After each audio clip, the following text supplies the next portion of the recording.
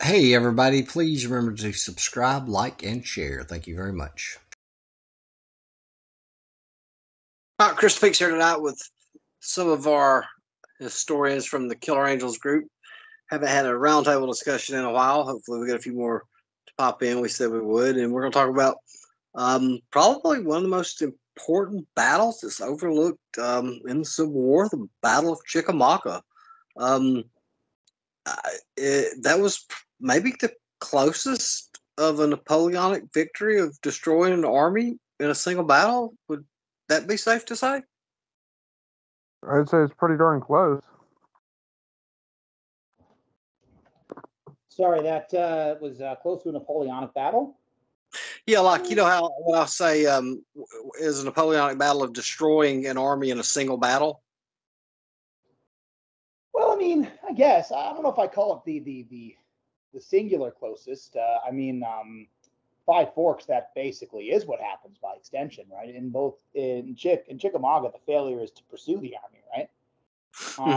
Yeah, it's definitely up there. I mean, Chickamauga is somehow manages to be one of the great Confederate successes and one of the great Confederate what ifs at the same time. If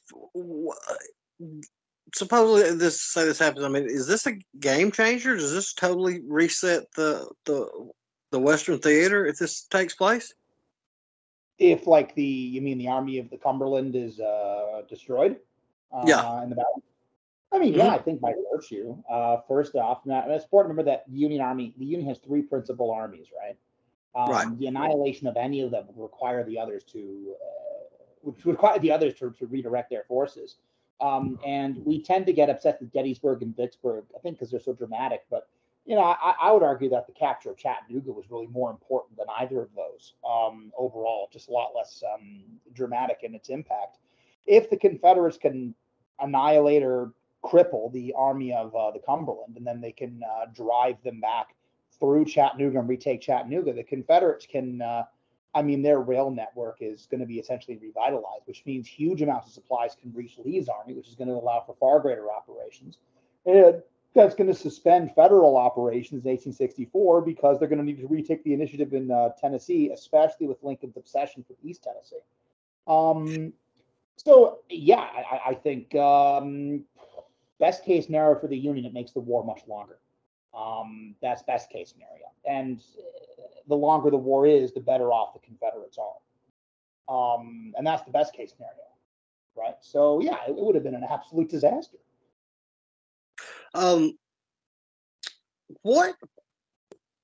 did Bragg, I think the siege started in October. Why did he wait so long instead of pursuing? What was the holdup? I'm not actually, I should remember this. I'm going to struggle with this one. Shane, do you want to jump in? Yeah, I'm trying to think. I haven't read much on Chickamauga lately myself. Right. Because it was nearly a month before the siege of Chattanooga started. And he allowed Grant to consolidate forces there. And by the time the siege started, he was outnumbered nearly 2-1. Well, Bragg should have attacked, earlier, while he had the advantage, and he just sat back. Like you said, he let Grant consolidate his forces, and after that, he was in trouble. He was never a go-getter for some reason. Now, I could have my facts wrong. Again, I haven't read up on it. It's been a while since I've read about Chickamauga or Chattanooga, but I do believe Grant was not there when Bragg arrives. Bragg arrives at first. He does actually conduct a successful siege, at least until the Cracker Line is opened, and Woodworth blames General Longstreet largely for this. But it's Grant's arrival that gets things moving. But as I recollect, at the beginning of the campaign, Grant had not arrived yet. And his biggest complaint for Rosecrans wasn't that Rosecrans lacked good ideas. He had many good ideas for breaking the siege. He just didn't execute any. He was, as Lincoln put it, like a duck hit over the head, just stunned. But the siege began before Grant got there. Honestly, I think Longstreet should have been in charge instead of Bragg. I mean, I'm heavily influenced by Woodworth on this one. I don't think Longstreet was a better strategic thinker than Bragg was. He was less high strung, which would have been a good thing, and Longstreet certainly had better people skills, which would have been a good thing. But if we look at Longstreet's independent command, it's not that impressive. Exactly. At the siege of Chattanooga, and I can't remember the name of the battle offhand, which is going to annoy the devil out of me. I always call it Ringgold Gap, but it's not Ringgold Gap. That's 64. And that's the Atlanta campaign, if I recollect. When they're actually besieging Chattanooga, Longstreet's constant rearrangement of the troops on his front, which, as memory serves, was over a dispute as to who would be the divisional commander, whether it be General Vander Law or Micah Jenkins, if memory serves. Anyway, it's a convoluted mess that I couldn't even possibly fully understand or explain, but Woodworth goes into it in detail. But because of this, Longstreet lost every battle in the Knoxville campaign, correct? Yeah, well, there's only the one big one, but yeah. And he's also arguably responsible for losing for allowing the Federals to reopen the Cracker Line, which in turn allowed the Federals to resupply and effectively made siege impossible, at which point the Federals could retake the initiative. And that's, I mean, as any singular event goes, more responsible for Confederate defeat at Chattanooga than anything Bragg did, per se. And then even after that, Longstreet, if I recollect, he proposed as a plan of operation following the defeat of Chattanooga. If I remember, he basically proposed, why don't we go into Kentucky, take the offensive, and try to raise troops, which should sound a lot to you like General Hood. And how well did that work out for Hood? So, I mean, I think of Longstreet as being, he had an excellent, he commanded excellent control over his corps. He had a phenomenal temperament. As a corps commander directed towards a task, knowing what he needed to accomplish and being overseen, he was phenomenal.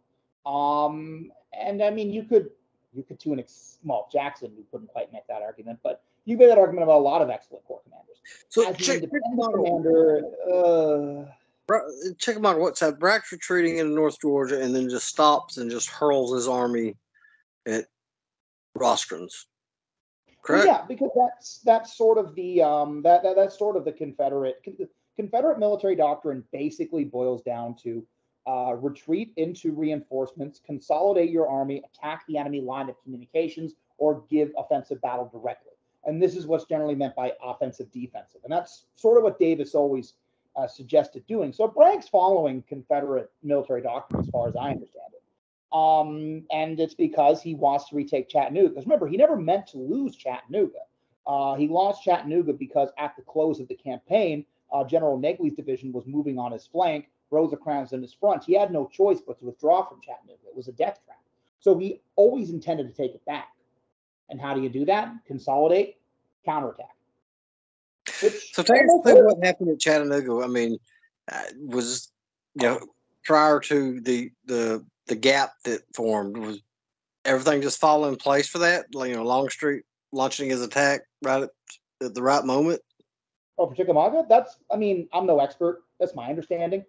Again, borrowing from Woodworth. Woodworth and Simpson are probably the two most influential in how I interpret these particular events. But mostly Woodworth, I must admit. So my sources, I'm limited. But my understanding, at least he argues, and there are different arguments, he argues that the column that Longstreet attacks with is really just the column exists because he couldn't fit his corps in the space of the attack.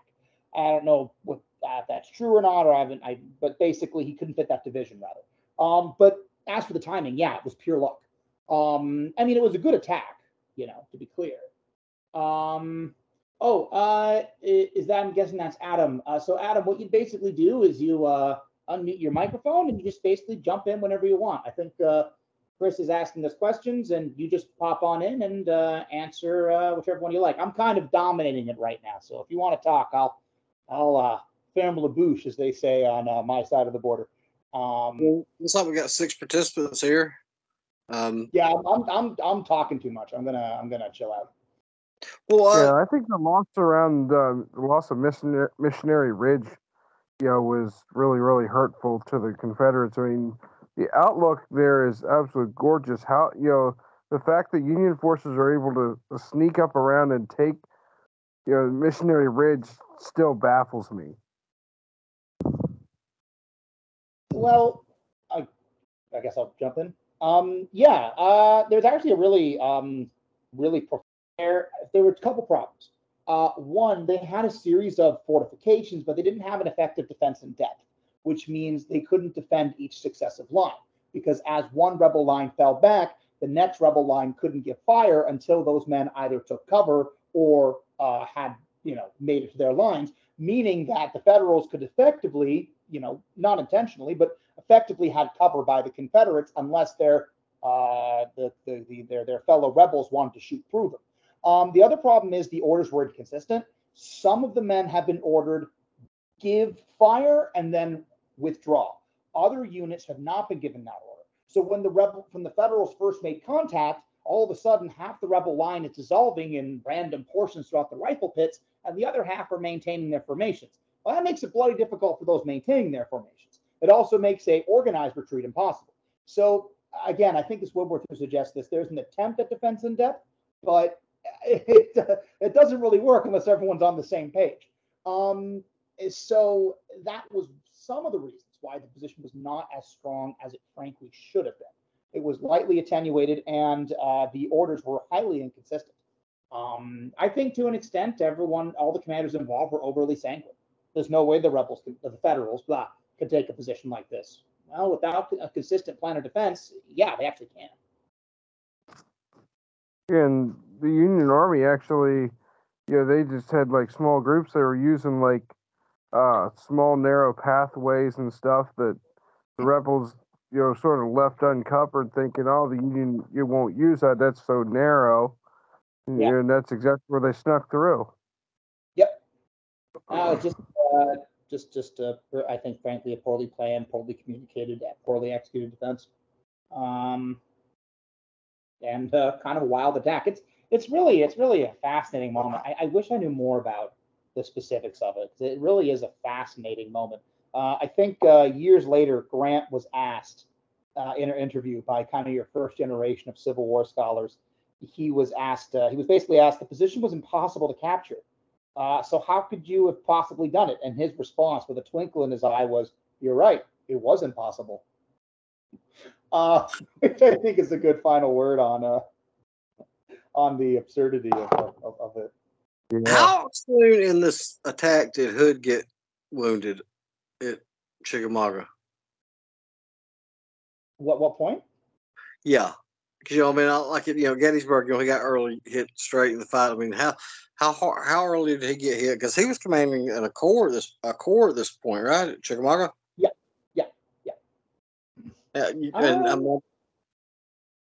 Shane, do you know the one offhand? Offhand, I don't really know that one. I'm not sure either. Like I said, it's been a long time since I've really read up.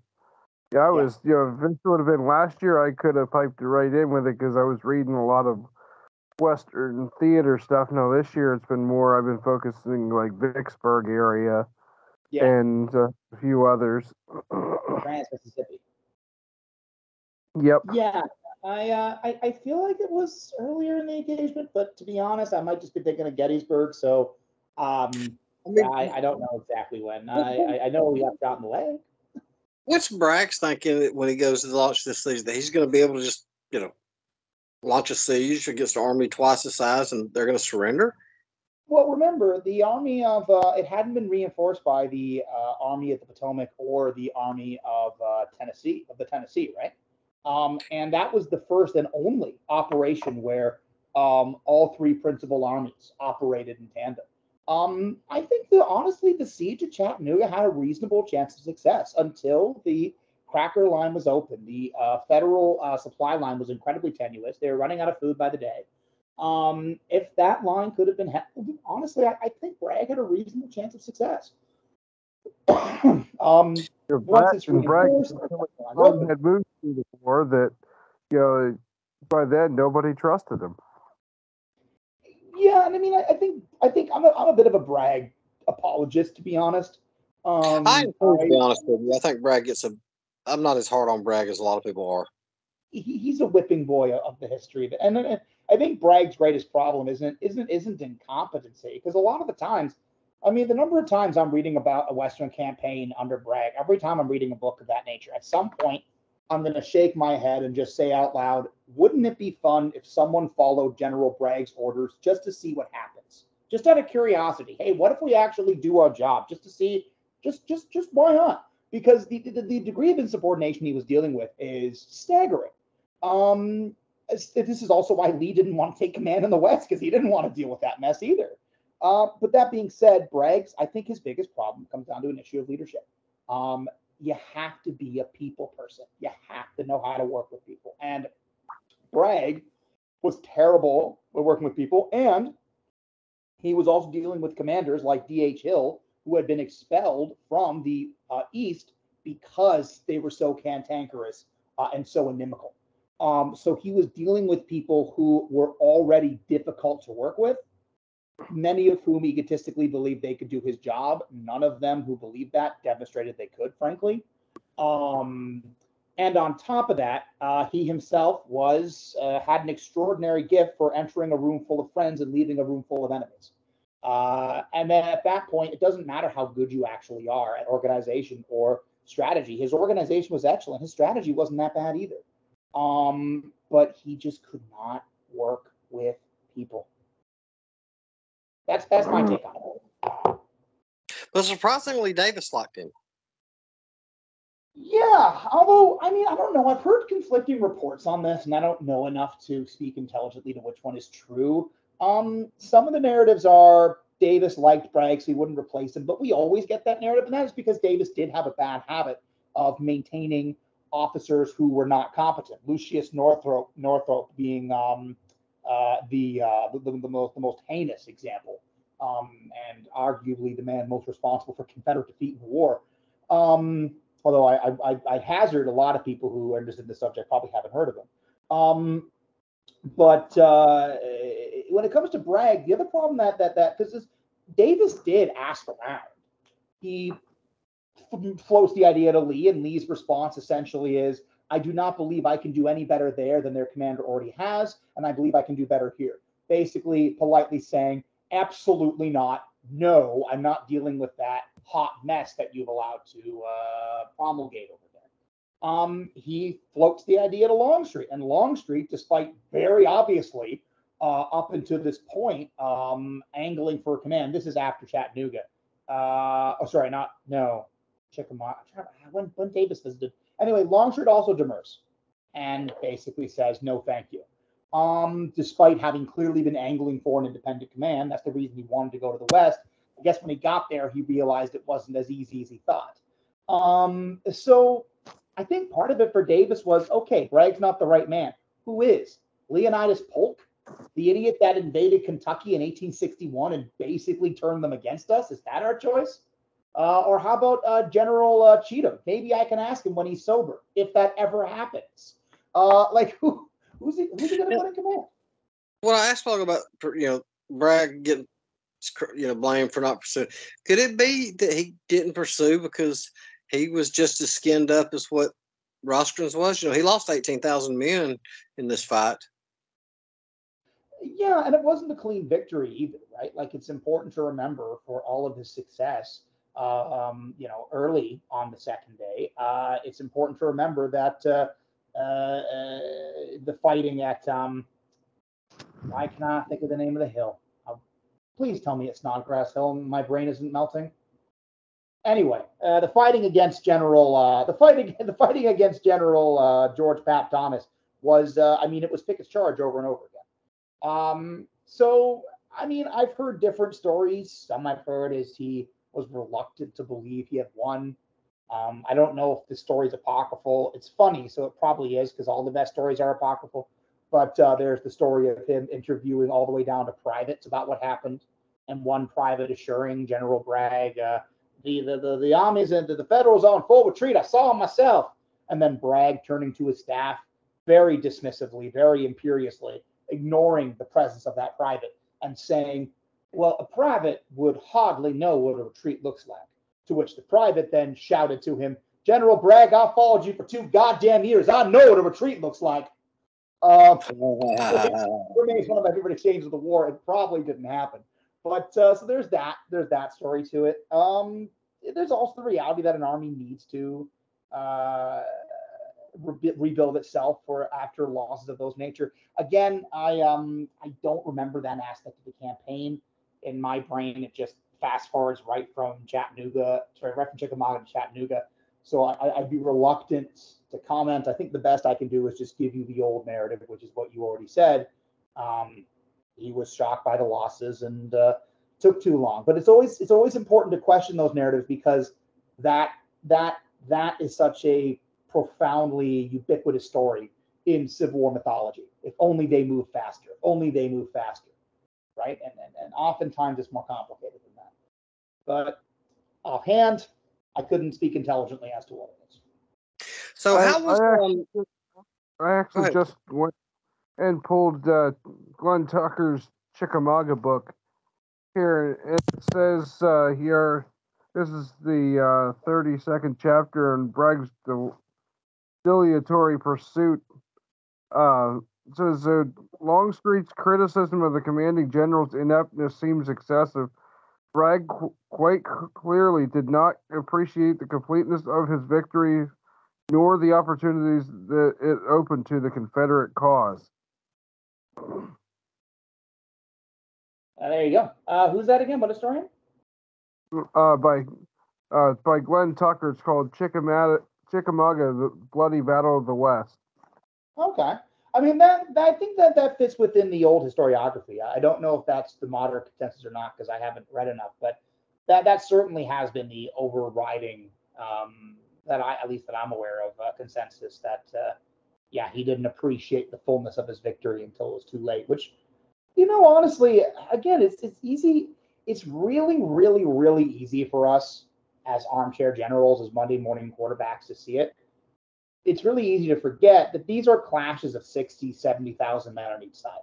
That is a lot of information to take in. Yeah, Longstreet says it did not occur to me on the night of the 20th to send Bragg word of our complete success. Really? Yeah. He didn't even send word. That's interesting. I mean, did he even know his success at that point? How was the Rock of Chickamauga able to hold on? Shane, do you want to jump in this one first, or should I? Go ahead. I'm actually trying to pick through. So, as memory serves, partly the same reason the Federal line cracked in the first place. Throughout the battle, Thomas keeps requesting reinforcements. Rosecrans keeps sending them, largely because he was willing to defer to Thomas because of his 3 corps commanders, Crittenden, McCook, and Thomas. Thomas was, and McCook and Crittenden wouldn't disagree with this, heads and shoulders above the other 2 in terms of his record, experience, and professionalism. That's also why ultimately General Wood's division is pulled out, making a gap to fill one that didn't exist, because Rosecrans believed a gap had been created in one of his many reinforcement dispatches to Thomas. So part of it's because he had a substantial portion of the army with him. And then you have individual stories, like, of course, famous the 21st Ohio and the repeating rifles, which at least the rebels attacking them felt like they were fighting a division. But the biggest aspect is Gordon Granger.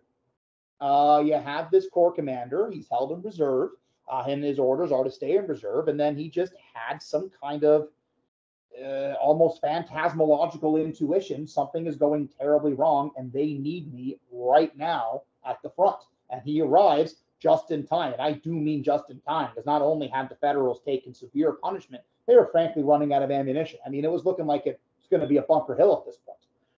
Somebody else has joined. Hello, who's there? This is Adam. Hey, Adam, how are you, man? I'm doing good. Thanks for having this. Oh, well, thanks for joining. We're just sorry, I didn't mean to cut you off, Chris. I just think we had a new guest, and we welcome him. Going over Chickamauga, different aspects of the battle. Any particular you'd like to talk about in it, or I'm not real big on the Battle of Chickamauga. I'm more trying to learn, but my one thing I've always questioned was how would the battle have been different if Bragg's morning attack had gone off the way he planned? Would have gone better. Interesting question. I've seen that a lot during Civil War battles. I guess when you're talking about this many armies and orders, it seems like it takes hours for the battle for the attacks to take place when the commanders intended for it to. And it does. The problem for Bragg, again, this gets back to what I was talking about earlier. It's not the usual delays, which are multiplicitous and what's the old expression? Many nickels makes a muckle. But for Bragg, the biggest problem is the attack was to be effected by, if I recollect, D.H. Hill. And D.H. Hill was having a little hissy fit because he was supposed to be a wing commander, and now he'd been brought back to corps commander because with the arrival of Longstreet, Bragg had reorganized the army to make him a wing commander and Polk a wing commander. And so Hill basically decided, screw it, I don't need to read my orders right now. I'll read them when I feel like it. Which, when you were asking, at the one point, I think you're asking what Bragg was thinking during the battle. If I'm Bragg, I'd probably be thinking, I wonder if I can have D.H. Hill shot. Because that's what I would want to do at that point. As for the question that Adam threw out, I'm no expert on Chickamauga, but from what I recollect when I was reading about it last year, was I had the sense that had the attack gone as planned, which again, big asterisk beside that, as Chris pointed out, if the attack had gone as planned, I think it would have been much more likely to succeed. The Federals hadn't fully solidified their position yet. That's always a wonderful time to attack. You might have been able to turn Thomas's lines early in the fight, but would it have been more successful than when Longstreet hit the center with that just pile driving effect? I think it's impossible to say. Like, let me put it to you this way. In an alternate universe, maybe we'd be saying, if only Burnside attacked Fredericksburg, they could have turned Jackson's lines at Prospect Hill, right? Like, we have the habit of viewing everything that didn't happen as the great success that was never seized upon, when we should also consider the possibility that those might have also failed for a variety of reasons, right? Let's say Lee retreats on the second day. I guarantee you there'd be historians today who would be arguing if Lee launched a great offensive at the center and broke the Federal lines, he could have won the Battle of Gettysburg.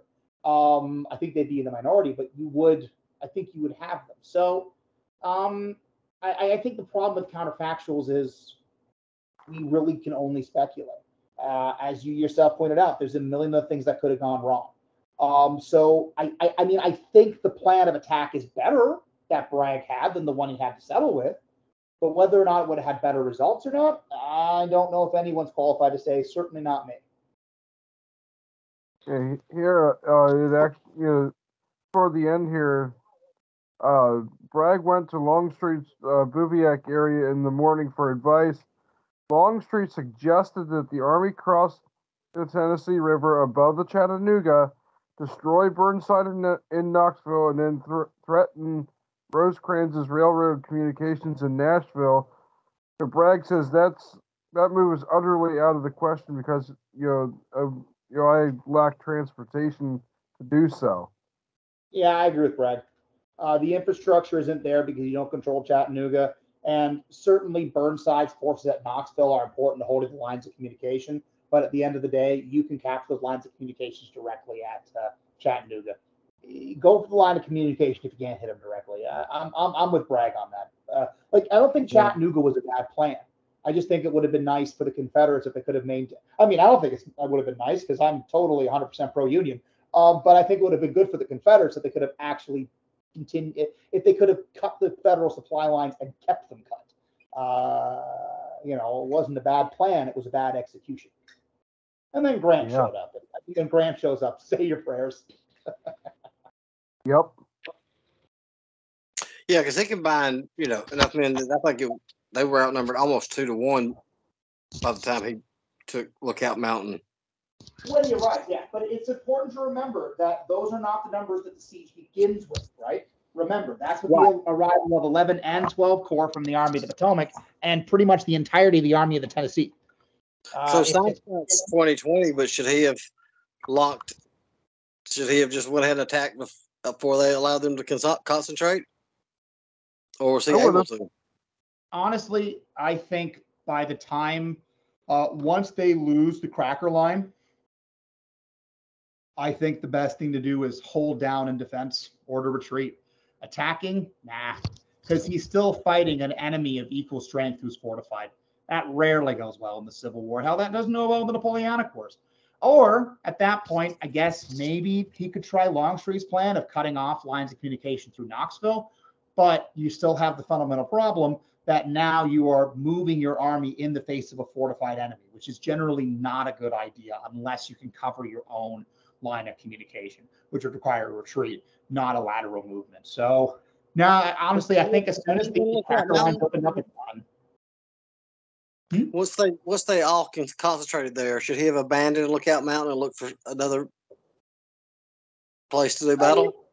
It was a good defensive position. And he had his war council on this. Actually, I'll let, as again, I don't know enough about the counterfactuals to give a should have, but I will say what his line of thinking was, because he did hold a council of war on this very issue, because he recognized with the fall of the Cracker Line, the siege was effectively over. And he calls a council of war and basically asks them, what do you think we should do? This is one of my favorite lines of the whole Civil War, so I'm glad I have a chance to use it. He records, finally, General Cheatham passionately said, in some passionate way at least, if we cannot hold this position, by God, the Confederacy is doomed, right? Like, it's such a good position, we can't retreat, right?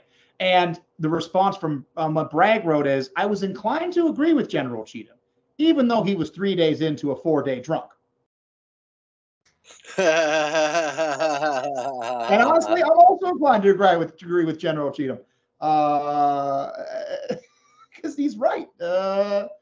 If the rebels couldn't hold that position, which they couldn't, then perhaps they were doomed from the start. But you're going to have to. A battle is in the offing at this point. You have Grant on your heels. He's going to pursue you. I would rather fight him on a prepared position, in a position of advantage where I can react to his movements, than to fall back and allow him to select the point of concentration against me. If the situation sucks, but the best now you can do is hold against an attack and do some damage.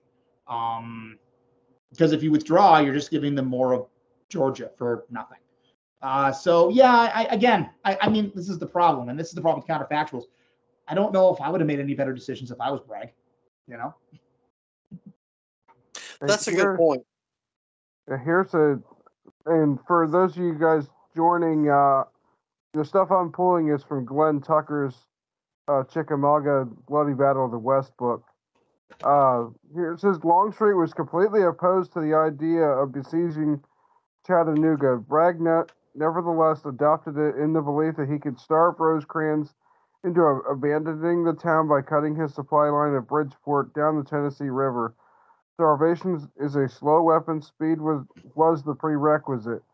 If Rosecrans was not maneuvered out of the town and hit again or forced back to the Ohio, it might be expected that numerous unemployed Northern soldiers who would be coming from all directions to his relief, even Polk, who had done so little to make pursuit possible, urged it. Bragg's report said his army had no water in the morning of the 21st and did not reflect that there was plenty of good water in the Tennessee River. Yeah, I mean, with all due respect to Glenn Tucker, I disagree. I think a siege was the best opportunity he had. Chattanooga's too strong a position to take by force. It's easy to say speed. Well, speed gets generals in a lot of problems too. I don't know. I think we have this bad habit with counterfactuals to assume the other choice would have been the correct choice. But if you think about that metacognitively for a second, how many wrong choices could these people have possibly made? At a certain point, are we not just fantasizing, right? Like another one. So many options to do here. Do we attack a fortified city, or do we try to starve them out? Yeah, it's like oh, Meade should have attacked Lee on the fourth day of Gettysburg. Really? Because the Confederates were out of long range artillery, but they had a lot of canister fire left, and I don't know. Pickett's charge didn't look so good from here. I don't feel very confident that would have necessarily worked. I don't think it would have worked either, because you're going to be going across open ground against the high, on the high ground. Seminary Ridge is a very good position. So Sorry? was Bragg done wrong by being replaced at this point? Does Bragg what? Should Bragg is Bragg unfairly replaced now? No, he's the replacement. Sorry, I'm going to shut up. My opinion, totally fair. I'll let everybody say something, and then I'll give my. I think it's totally fair. I'm new here. So Hello. is Chris Peaks around? I'm speaking right now. Okay, Chris, I'm Ron. Hey, Ron. Yes, your mom is Edie. I'm sorry? Is your mom Edie? No. Oh, okay. Well, she's my cousin, and that's how I got linked up with you somehow. I don't know. No, my mom's name was Vicky. Vicky, okay.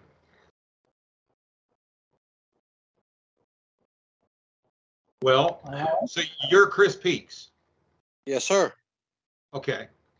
Well, let me introduce myself. I'm Ron Peary, and apparently I'm a cousin of yours somehow. Okay. And you invited me here. Well, I'm glad to have you.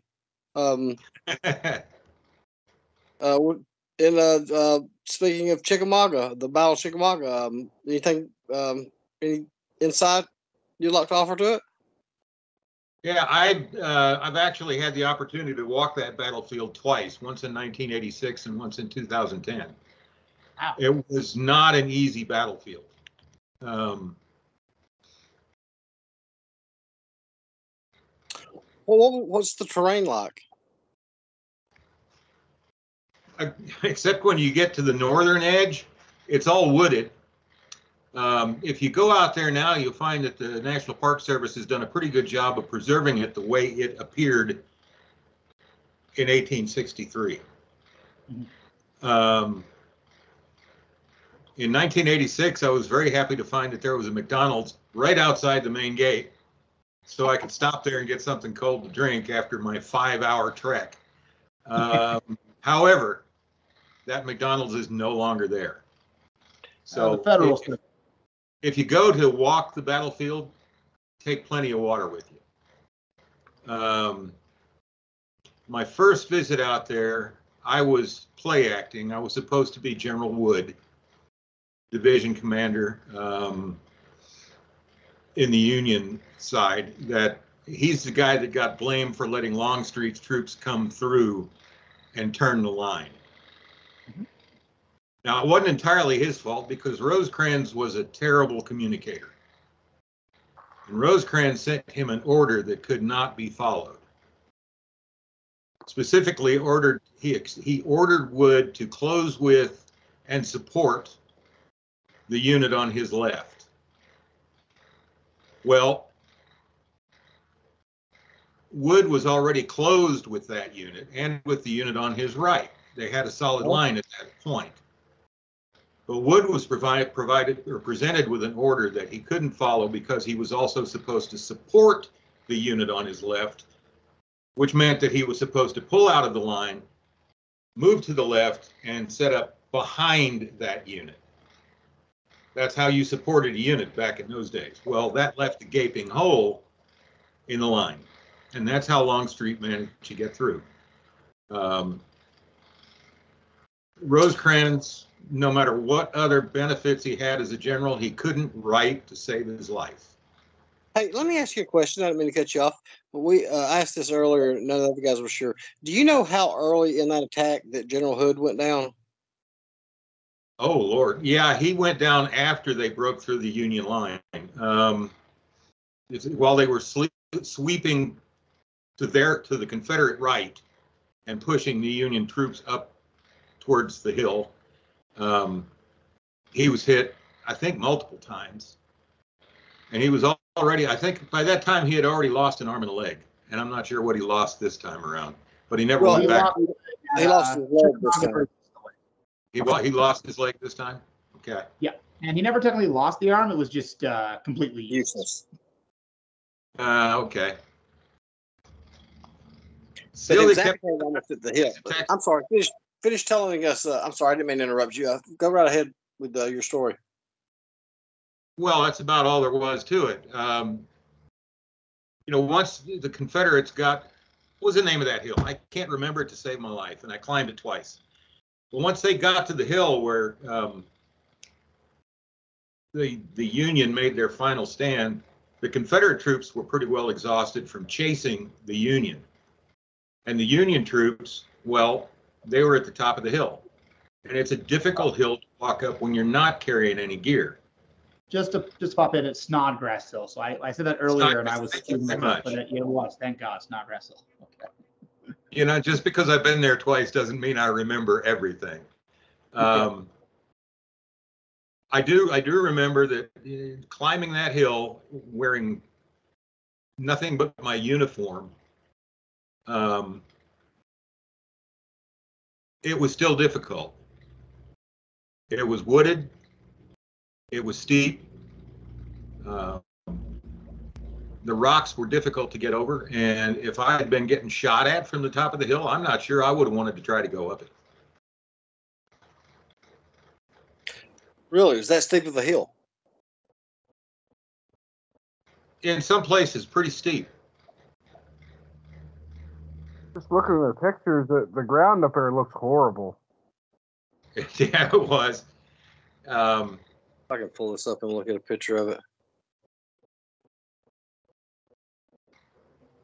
Now, how many people was in that? How many the Corps? Do you know how many men were in the Corps? Longstreet hit them with. As I recall, 20,000. Oh, 20,000. So a third of his army hit them dead in the center. Yeah, pretty much. He Really? formed up his troops inside the wood line, probably 500 yards back in a clearing. And as an interesting point of information, the first time I was there, me and my buddy drove back to take a look at that field where he had formed up the Corps. And there was a gal out there that was sunbathing naked. I figure if the Confederate troops had seen that, they never would have left, and the Union would have been safe. But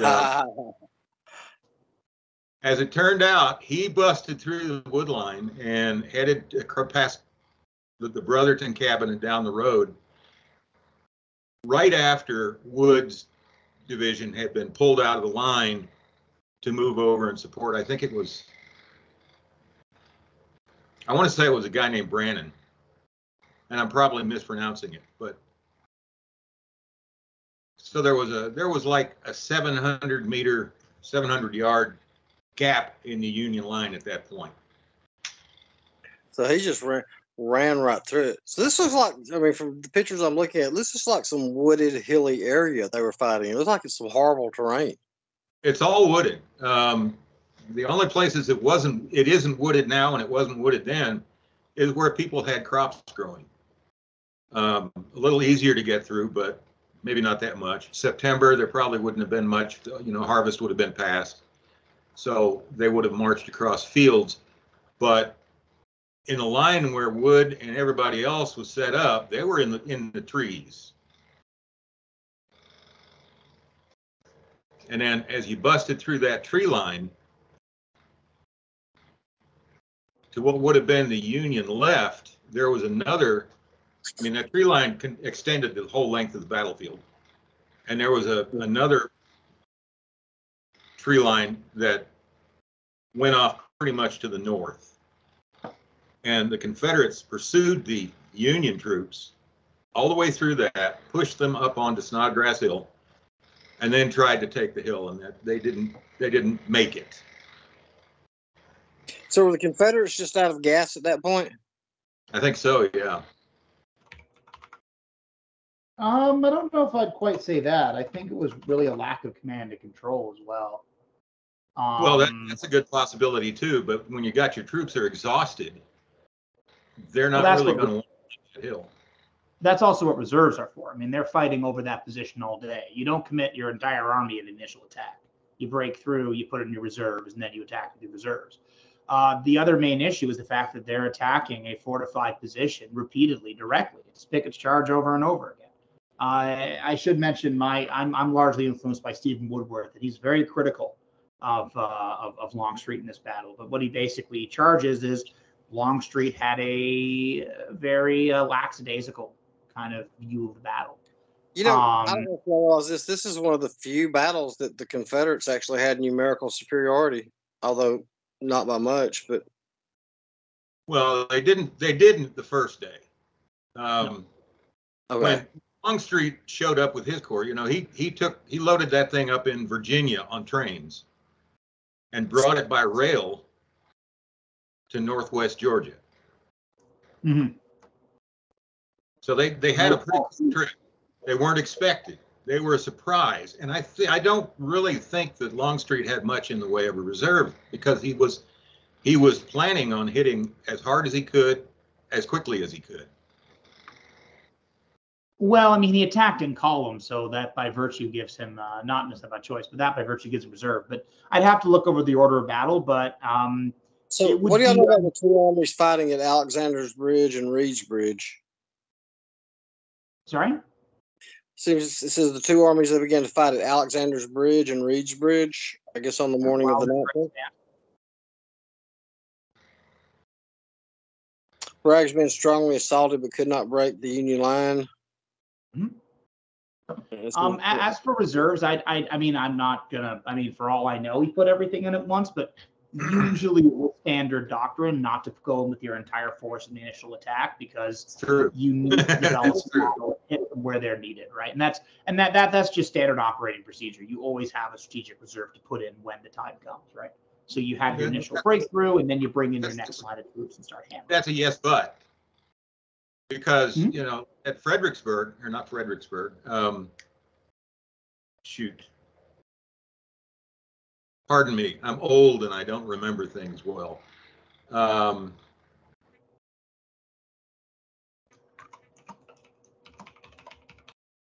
Chancellorsville. Mm-hmm.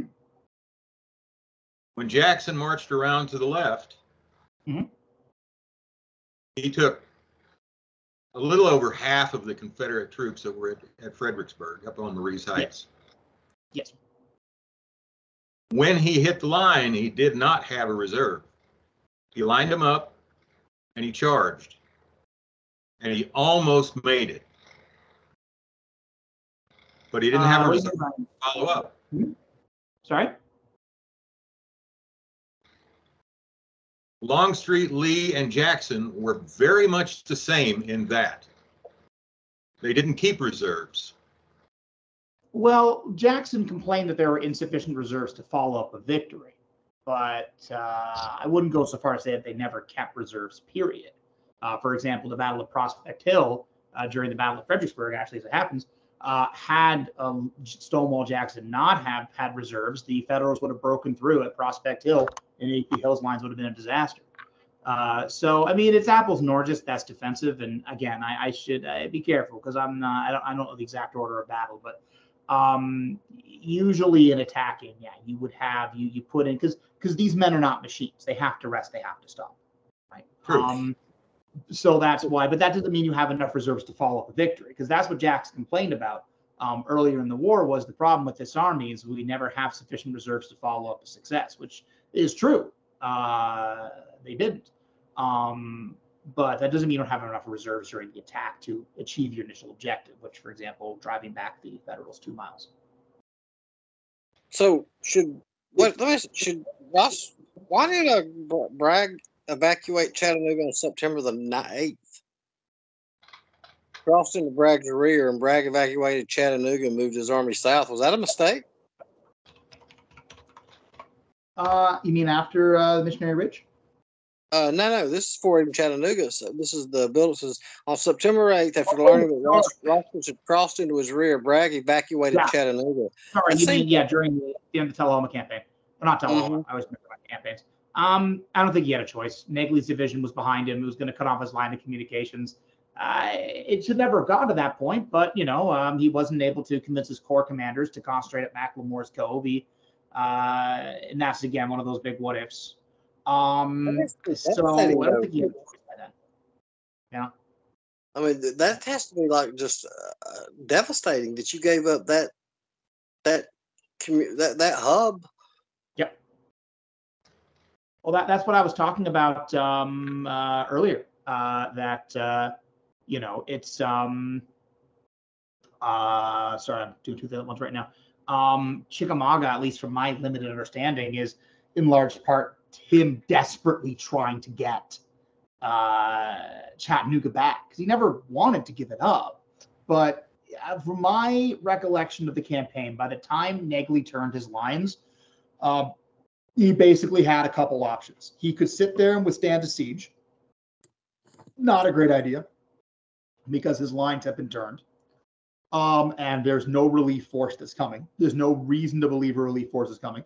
This is, for example, at Harper's Ferry during the Maryland campaign, what the garrison there is going to do, except they actually did have a relief force that might have arrived on time. It didn't, but could have arrived on time. But he has no such relief force because he commands the principal army in that district. So his choices are basically, do I want to lose Chattanooga or do I want to lose Chattanooga and the Army of Tennessee in the bargain?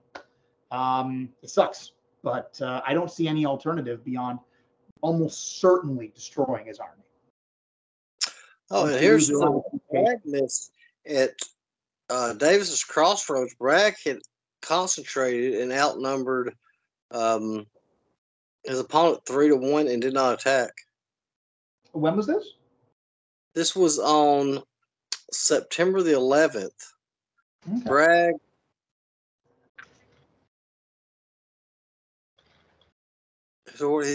advanced within 4 miles of Negley's division, became cautious and would not attack on schedule and ordered his men to stop. They were around Lee and Gordon's Mill. When Buckner reached Hindman at 5 p.m. on 7th, the Confederates outnumbered Negley's divisions 3-1 but failed to attack.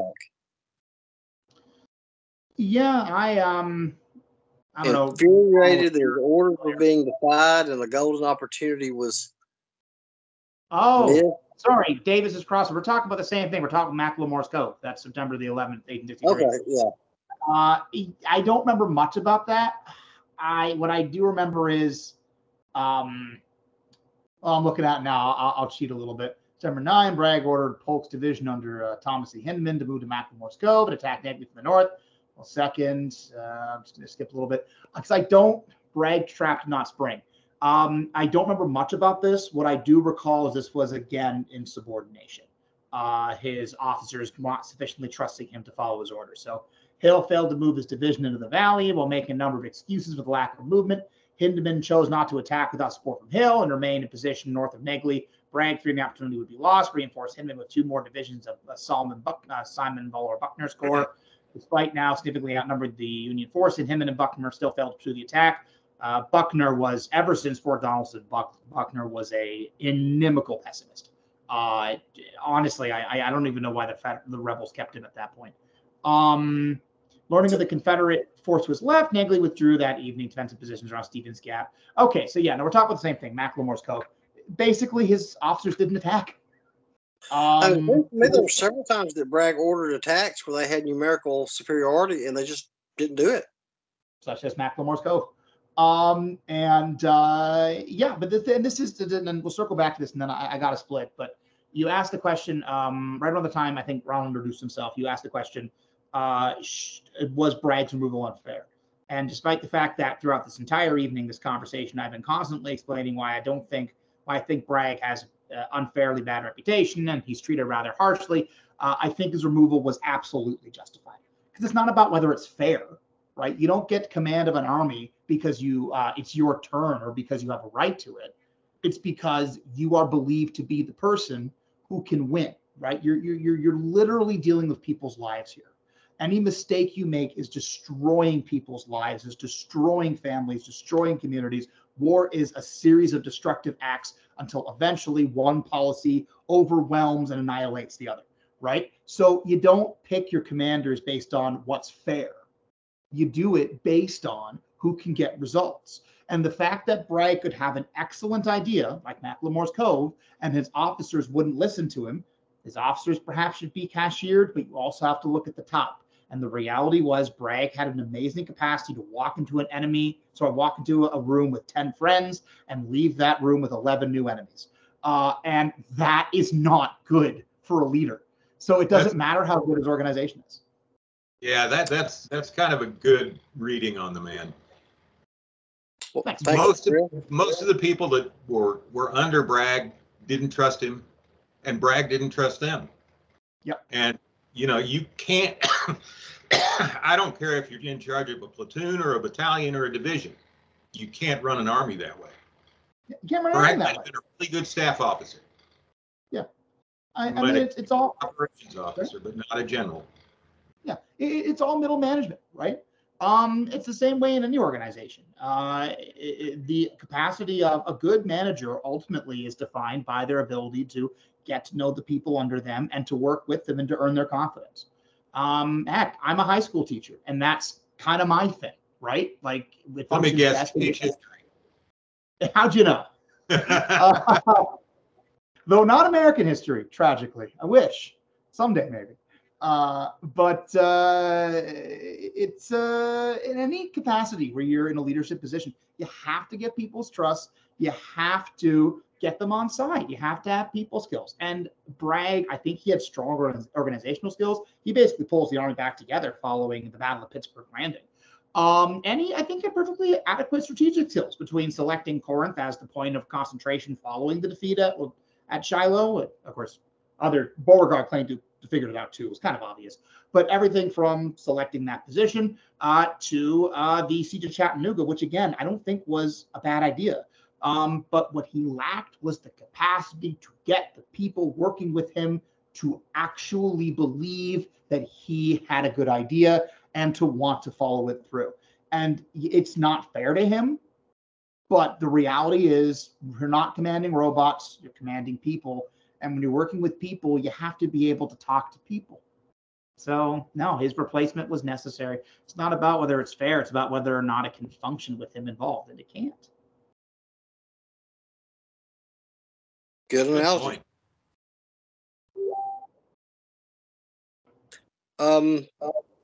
Anybody else got any questions or anything they'd like to add to it?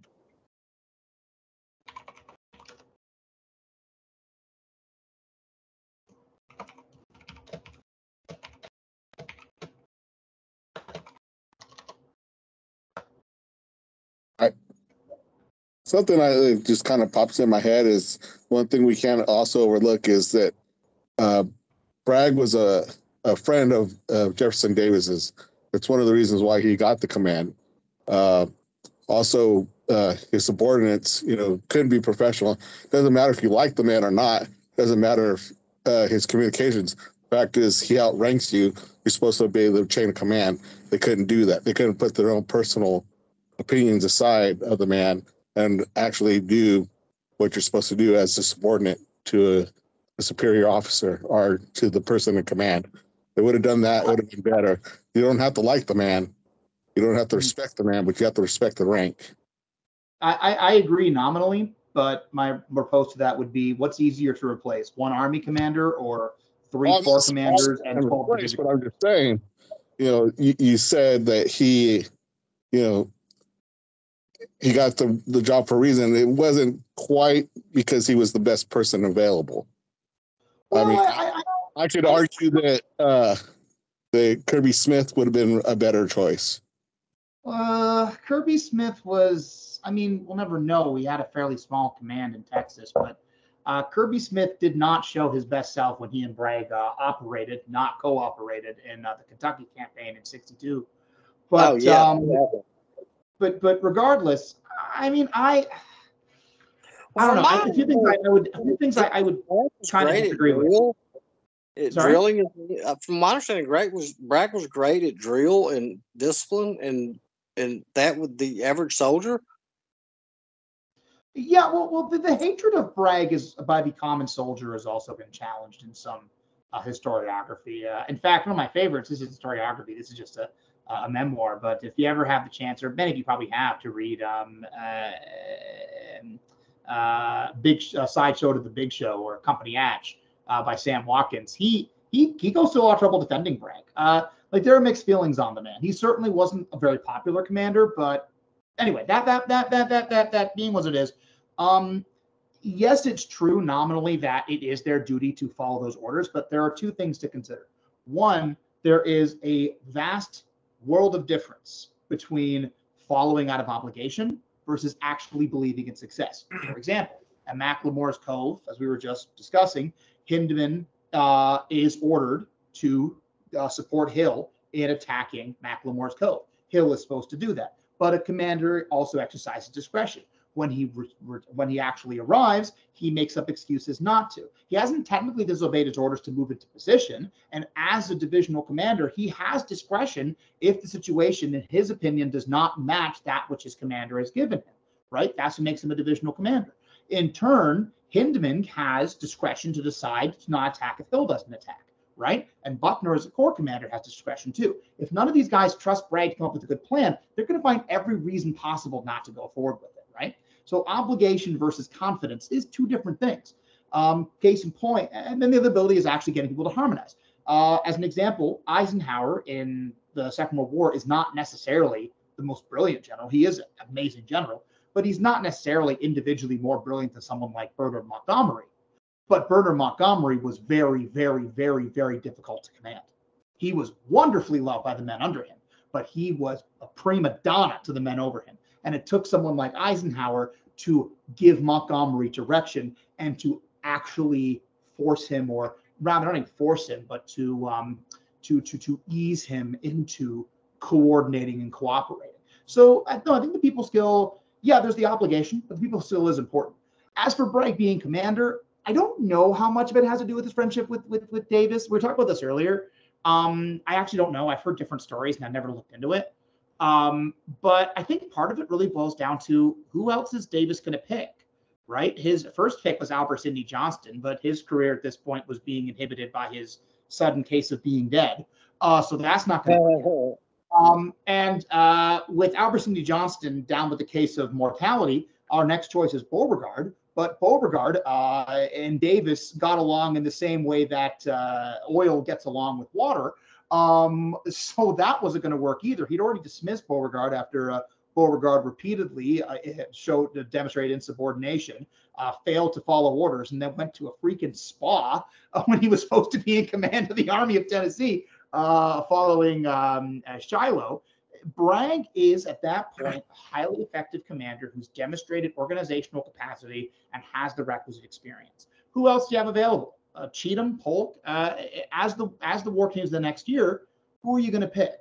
Because Davis floated the idea to a few other generals. He floated the idea to Lee. Would you come to the West? And Lee's response essentially boiled down to, I can do no better there than the current commander, and I can do far more here, which really translates to, for the love of God, don't make me do this. I can't save this for you. Partly because the command structure was such a mess, and partly because the geography was so different. The command itself, almost every subordinate commander in the West is a throwaway from the East. The West, in the words of one historian, was essentially the land of second chances for failed Confederate generals. So your pool to begin with already doesn't work. A.P. Stewart shows a lot of talent, but he's still a fairly junior divisional commander. Leonidas Polk is your senior corps commander, but he's exercised some pretty poor judgment at this point in the war, but continued to do so. I could personally think of him as very profitable for the Union to have in the Confederate Army. And General Cheatham certainly has some talent. You could maybe ask him to take command of the Army when he's sober, if that ever happens. There's just not a lot of options. Longstreet the ideas floated to him. Longstreet went out west with every intention of taking command of the Army, or at least I think. He seems to have implied he felt he should have independent command. Getting there seems to have educated him a little on the subject, and when he's asked by Davis, he refuses. So I mean, who else is there but Bragg, right? The only other option, which is what he'll appeal to, is Johnston, but he hated Johnston. So it's, and in fairness, Johnston was not really reliable because Johnston had a bad habit of doing what Johnston thought was right, not what the civilian administration thought was right. So, I mean, you know what I mean? You're kind of stuck with Bragg, right? That's a good point. Until you get to a point that he's just can't command. And Dan, I totally agree with you that nominally professionals should be doing as they're instructed. But if I've learned anything from studying Bragg's campaigns, even though that's the way it should be, it's just the way it isn't. And that's true, I think, of any business administration. People can follow you out of obligation, but you're not going to get your best out of them, right? Not unless they actually believe in what you're doing. Okay, I'll stop talking now. I was kind of rambling on there. No, you're fine. Okay, gentlemen. Anything else we want to add? I've got another one I'm fixing to start here in a few minutes, so I got to wrap this one up. But I want to start back doing these. We used to do these a lot often, so I'm going to try to start back doing these at least once a month. I'm good. Oh, Ron, Dan, it was great to meet you guys. Yeah. Yeah, very much glad. Please, by all means, glad y'all participated, and hopefully you'll come back for the more. And check out the YouTube channel. You'll see lots of Civil War chats there. Chris has been on there many times. He's a great historian. I always enjoy chatting with him on there. I know. But anyway, gentlemen, thank y'all for participating, and give me some ideas for some other ones next time we'll have. Sure. Have a good night. Good to meet. All right. Thanks a lot, guys. Now, how's this thing turn off? All right, how do I do this?